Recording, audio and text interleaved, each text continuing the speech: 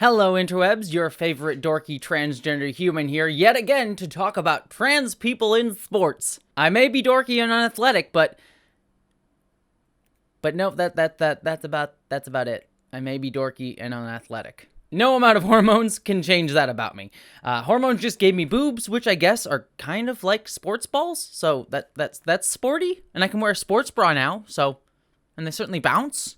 But regardless of my boob talk, we're starting off strong with this video, I also do have informed opinions, so I want to address this lingering talking point surrounding the recent prominent discussions and laws around transgender people in sports, particularly trans women in women's sports, and specifically around the argument that I've seen come up that, well, if trans people in women's sports are so controversial and problematic, why don't we just create a transgender sports league and just have all trans people play in that, and wouldn't that just fix the problem? We have the men's league, we have the women's leagues, and then we have the trans league, I guess. And we could even have like transgender specific sports like the Dick Off-a-thon, the NB Games, T-ball, because T-ball stands for testosterone, because trans men inject. Look, I'm trying my best here with these jokes, all right?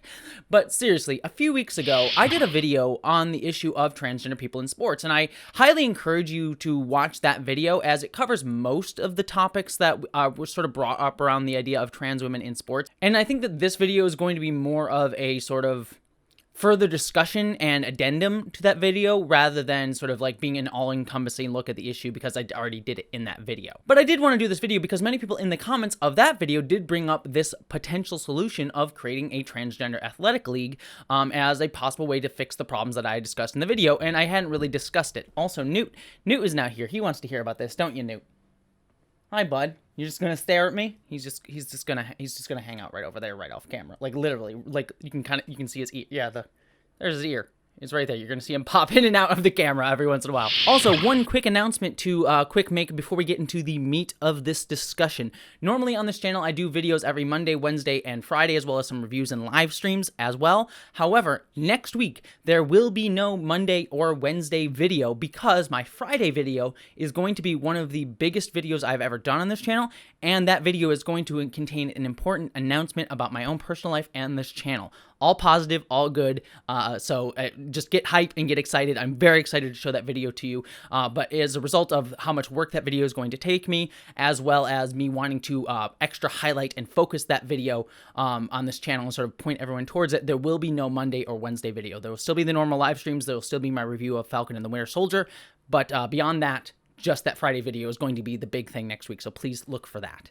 But anyways, back to the Transgender Sports League. This may seem like a good solution at first glance, at face value. Trans people may get to play... Hi, Newt.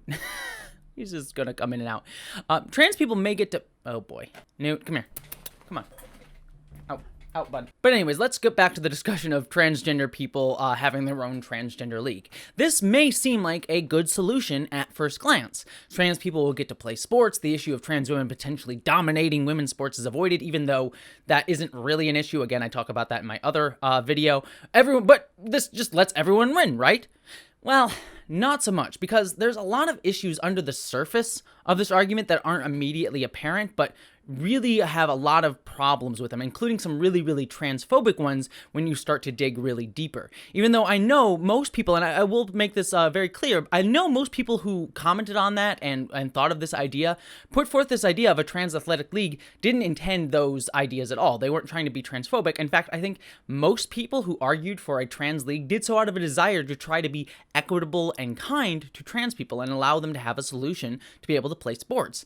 But while that may be the intention of most people, and I appreciate that greatly, we do need to talk about why this idea won't work, and also why it's very deeply problematic and harmful in the long run. But let's start off with this argument in good faith and just ask the question of why not create it. First and foremost, the very concept isn't really feasible in the first place. While I spoke about in my original video that I don't think we should really segregate sports on the basis of sex anyways, but rather on different distinctions specific to each sport, such as weight classes for boxers, the reason that sex-segregated sports are so common is because, well, There are a lot of people who identify as cisgender, i.e. those who identify with their gender from birth, men and women. No matter where you go, if you want to create a men's sports league or a women's sports league, you're going to generally probably find enough men or women who are interested and available to create your team. The same isn't really true of trans people. Only about 0.6% of the US population is estimated to be transgender, so that equates to maybe 1 or 2 trans people, especially if you're living in a smaller town or community, if any trans people. And considering that many of these discussions and laws have centered around trans girls on the student level, 1 or 2 trans students per school really can't make up a whole team. So just feasibly, it's not really a possible idea.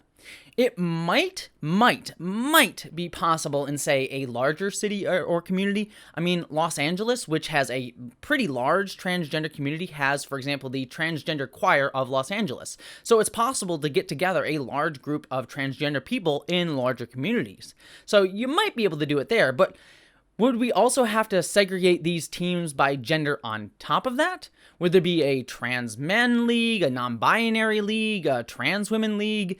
And so that distinguishes it even further and eliminates how many people you can have on each team. But even then, who would they play?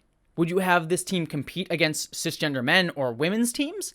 Wouldn't that just be the same problem that we had at the start anyways, of trans people playing and going up against cisgender people?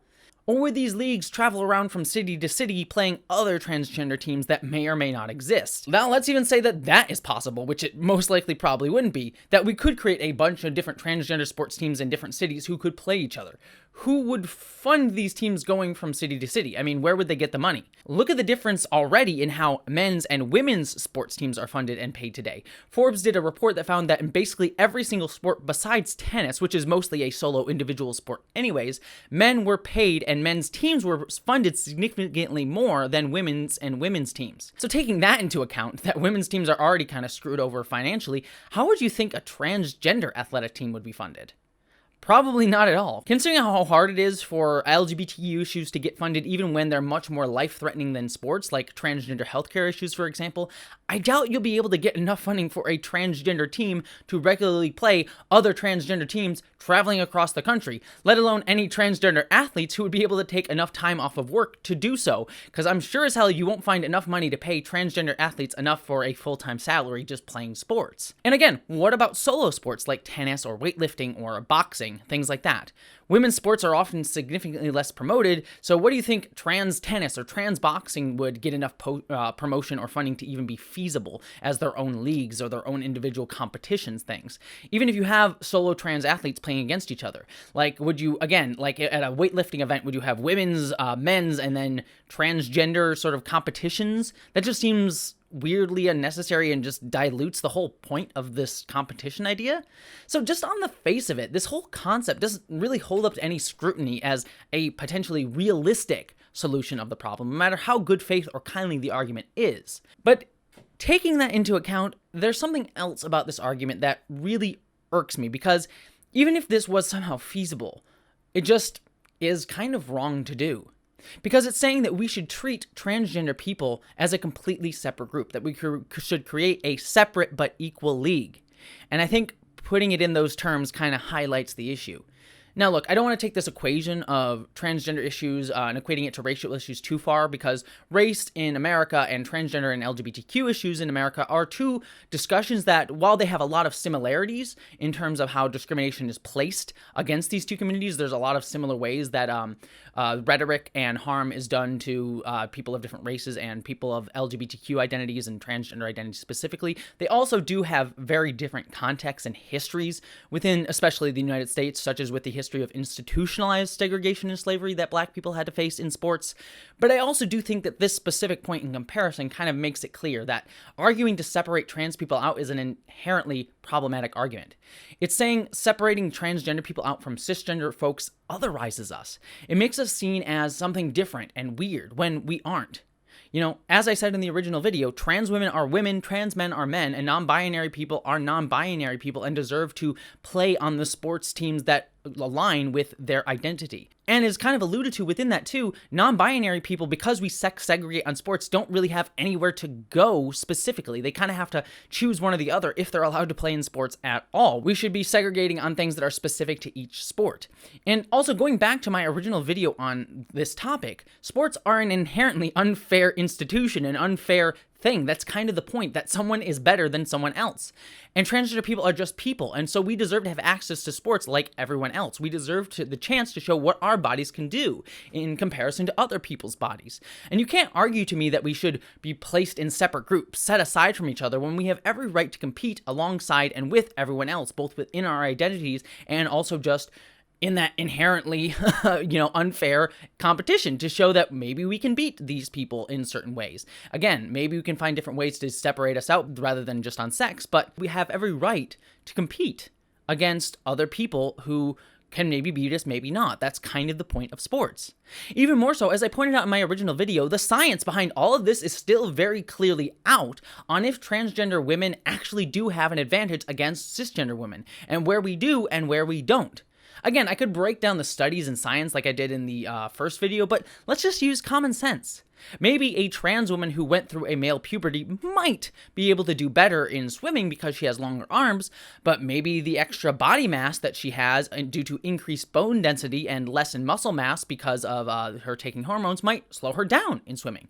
So we don't know which. Maybe she'll have an advantage and maybe she won't. Kind of the point in sports to figure out if they do or not, if someone does. Trans women also have increased weight due to, like I said, bone density and lowered oxygen capacity after being put on hormones for a year. So she might not be as fast a runner against a cisgender man, but then again, maybe a trans woman might be a faster runner because she might have statistically longer strides. It all varies from sports to sport and honestly from person to person. So it's really just kind of pointless to me to argue because, again, the whole point of the thing is to decide who is better. So, like, if someone has an advantage in sports, my answer would be like, yeah, someone might. That's kind of the point. So if the point of sports is based on unfair advantage, to single out transgender people for being transgender within that is inherently transphobic. You're saying these people don't get to take part in our league and they should just be put over there. To say transgender people should be segregated from everyone else because they are trans is just wrong. And I feel that this overall conversation shouldn't be who we should exclude from a sport, but how best to include everyone. And again, this means, as I've said numerous times in this, that the answer to this question is that we should stop segregating sports by sex in general. That would also allow non-binary people to play in the sports without having to choose which gender they want to be viewed as in their sport. And also, I should make clear, some non-binary people will align more femininely or more masculinely, and they'll want to sort of maybe align with those sports of sort of men's sports or women's sports based on how they wish to present in the world, even though they are non-binary. I myself am a non-binary person who presents more femininely, and so I would probably be, if I was in sports at all, be more likely to want to play in a women's sports league.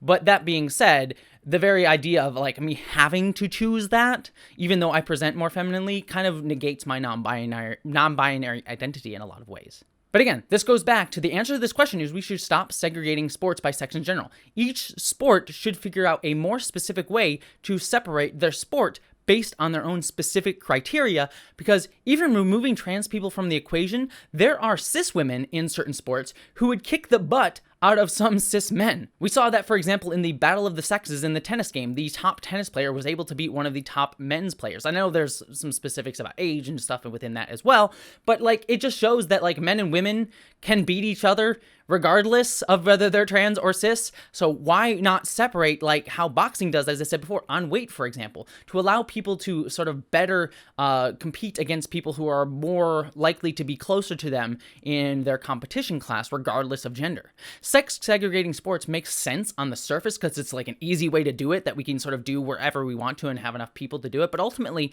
the reason trans people are so problematic to this discussion in a larger societal context isn't because we ruin sports. It's actually because having to include us forces all of us to reckon with the issues inherent in the system that already exist because we sex segregate. And so the answer isn't to discriminate against trans people. The answer is to try to fix the system to be more inclusive. But sadly, we don't always want to take the hard way that might be more inclusive. We sometimes want to take the the easy way, because that's the path of least resistance for most people, even though it harms and just targets people who are more vulnerable. And also, all of this discussion has been focused on professional sports in this conversation that I've been having here. But the conversation in actuality, as it's been played out in sort of laws and discussions and news and things like that, has really been focused on trans women in student sports. And as I said before in my original video, when it comes to student sports, we should be teaching our kids not to see their transgender brothers and sisters and siblings not as others, but as part of their community, part of their group. To not say trans women are different and something that should be separated out, but trans women are women and should be allowed to play and consider comrades and teammates with their fellow women, cis or not. We should let transgender people feel included and have equal access and opportunities to sports as any other kid. They deserve that. We shouldn't be teaching kids to see each other as something other that should be placed over there in some kind of fantastical transgender league that may or may not exist, but just that we are all part of the same community, even despite our surface differences. And finally, as I said in the initial video on this, the reason that this is an issue at all isn't really about asking these questions. It's about one that's being raised in order to use a surface level argument to galvanize us against each other. The right versus the left, and they're using trans people and trans ideology to try to harm the children and harm the kids, so you should vote for us, or vote for the right, vote for the left, because we'll fix this issue, we'll fight for trans people, or we'll fight against this transgender ideology harming our children.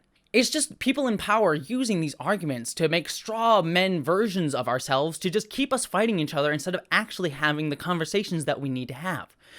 In actuality, what we should be doing is coming together as a community to ask each other respectfully how we can fix this problem, how we can make it more inclusive for everybody, how we can make a community that includes everyone, that celebrates everyone, that enjoys everyone and loves everyone in equal measure.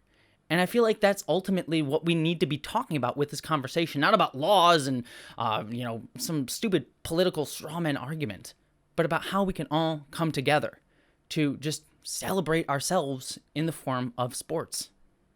All right, that's everything that I had for this discussion, but I'd love to hear all of your thoughts down below in the comments. What do you think about a transgender sports league? I'd love to hear all of that. Also, don't forget, as I said before, next week there will be no Monday or Wednesday video because my Friday video is going to be a big announcement, a big video on this channel that I am super excited about, one of the biggest videos ever done, and it will have a very important personal announcement, so please check out that video. I'm very excited to show it to all of you. Also, don't forget to subscribe to this channel so you don't miss that. I also have a Patreon page that you can help me out on, but beyond all of that, I hope that you, as always, live long and prosper. Here we go. So I'm finally here, performing for you. If you know the words, you can join in too. Put your hands together if you want to clap, as I thank you all with this patron rap. Catherine Lambeth, Miranda Janelle, Ashley Allen, Bo Kikio, Eli Bergmash, Aslan Solstice, John Cool, Greg Gillum, Stephen Kleinard, Randy Thompson, Felicia Toast, Wellington Marcus, Boyd Earl and Mary Beth Earl, Stephen Schuhart, Wayne Twitchell, Corey Honkanen, Anvale Dunn, A Man Chooses, A Slave Obeys, Ish the Mad, Dominic Noble, Buttoneer, John Steele. What does God need with a starship? Michael Beam, Meadow Whisperer, William Steele, Chamomile Tea, BBD, Munir Amlani, Jason Knott, John Weatherby, Maeve Liama, Bree Beecher, Andrew K, Nathan Steele, Sky Skinner, Sean Piper, Flynn, Wen Dizzle Bizzle, Tiffany Danger, Cass the Lass, Laura Dermero, Geek Filter, Mari Neckar, Troy Stull, Gretchen Badger, Pissed and Twisted Garage, Bush, Jane Packard, James Krivda, Din W, Randy E.D., Ellie O'Dare, John H. McDougall, Celestial John, Jacob Tovar, Sarah Bystam, Jessica Chapman, Lysa, Nikki Gordon Bloomfield, Polly Mina, Andrew Lamoureux, Jennifer Fuss, Zone 1 Librarian, Jenny Mabel, and Michael Hardy. Thank you so much. I hope you appreciate me being a dorky weirdo that's totally off key with any sort of beat, but thank you so much, patrons. I love you all.